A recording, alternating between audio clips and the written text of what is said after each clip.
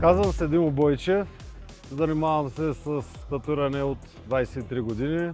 Посещавам България Тату Експо от самото начало, като почти всяка година съм бил тук с изключение на миналата. Любимото нещо е енергията, която споделяме всички артисти, приятели, чувството, че сме заедно, макар и за кратко или един път в годината. Но да, тя е водещата в случая. Днес ще правим колаборация с моя приятел и колега Bullet BG. 2 дни подред ще и точно в реалистичен и сюрреалистичен стил, така че резултата ще го видим в края на конвенцията.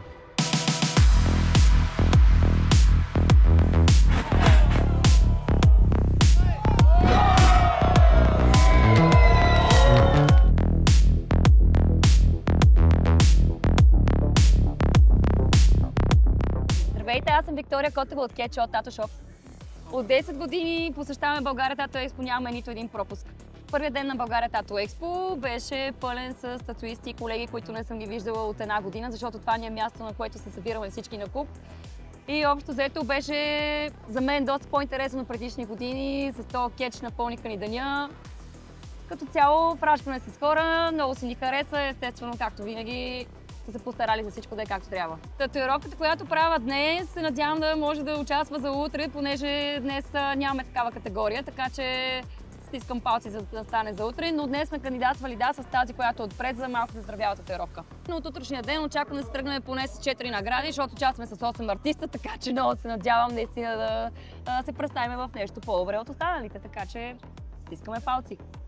Нещо, което ми направи впечатление, тази година се бяха постарали повече с шоу програмата, за да забавлява хората, които са ни дошли просто на гости, които им е омръзнало да гледат просто хора, които се татуират.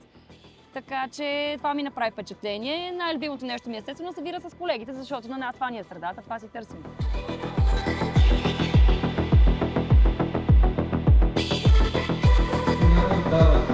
Тук го задържа.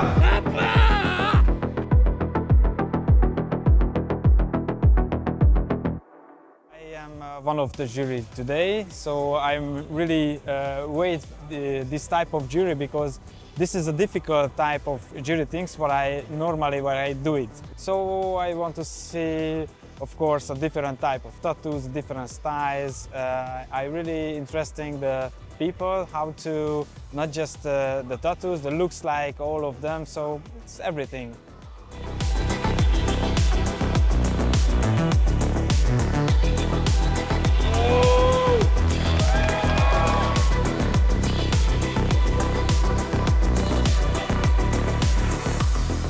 This is my first time in Bulgaria Tattoo Expo. I like how it's look here. It's very clean.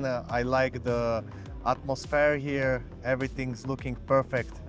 It's also my first time here. I didn't expect so big quality of convention. It's a very good organization on big level, and what my colleagues say, it's very clean, and I feel really good energy when I work. We work together, our client, we work complete one side leg sleeve. The top part of tattoo is black and gray. Down part is colors, and in the middle we want Crash. yeah. We meet in World of Ink in Poznan, in Poland, and I like his work, he like my work, Yeah, and we exactly. speak a little bit and say, okay, let's go to make collaboration. The Bulgaria, it's first convention, let's go there. In my country is not that much tattoo conventions. We need to travel to different cities and it's also nice because you can meet some new artists here and make the connection, because I think the art is community, and we can Yeah, when you travel and make connections, the complete example on the Balkan, the scene from tattooing, it's growing up, and it's good to make connection on conventions to learn something and to see new styles and new techniques. Young artists come also. You can see always something new, and it's good to make a friendship and to travel. Yeah.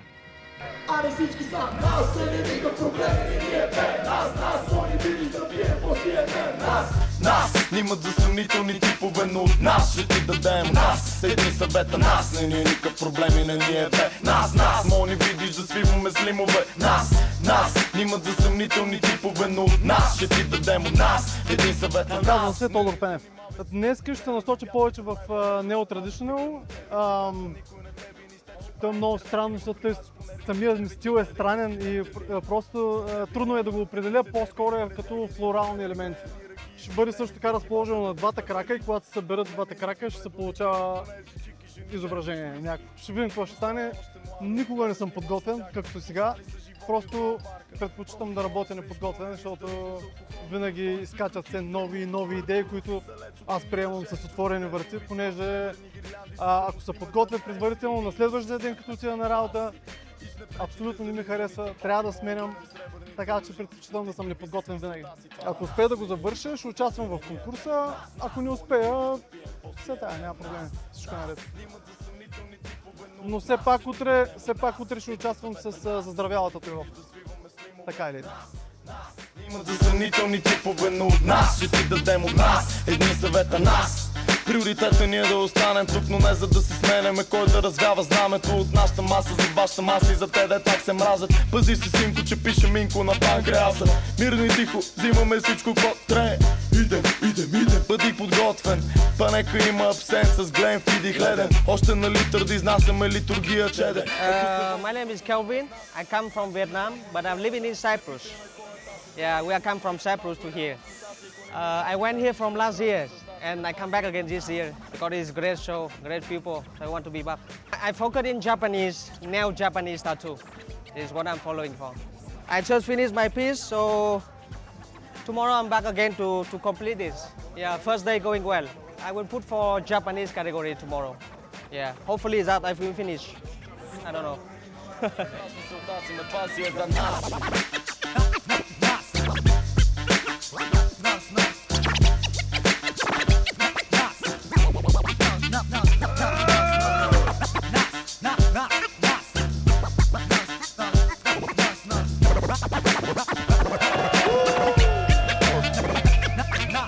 Защо създадохме България Tattoo Expo? Защото трябваше. Не се случваше нищо и трябваше да се случи нещо фундаментално и затова е България Tattoo Expo. Трябваше да обединим българската тату общност и това е една сериозна причина. За 10 години България Tattoo Expo се разви наистина сериозно. Много артисти израснаха в България Tattoo Expo. Много артисти станаха световно известни в България Tattoo Expo. И мисля, че ние успяхме да създадем много висока летва на татуировките в България Tattoo Expo. И като цяло имаме много яки отзиви от чуждестранните артисти, които каним, идват вече няколко години тук, които са имена и навън. И има много готини отзиви от тях, че им харесва формата и харесва като шоу, защото е малко по-различно. От другите места малко по-уютно.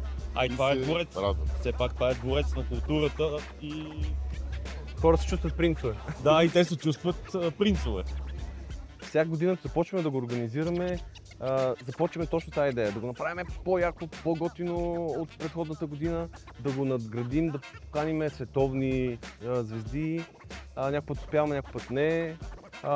И това ни кара точно да работим в тази посока, да станем по-известни и да го покажем и хората да си кажат, аха, там някъде има някакво различно събитие за татуировка. При нас са участвали артисти от Азия, от къде ли не, нали?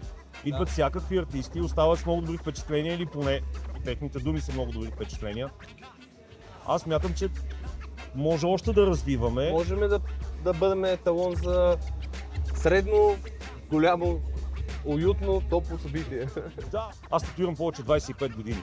В началото наистина беше първо, че е табу, второ беше страшно.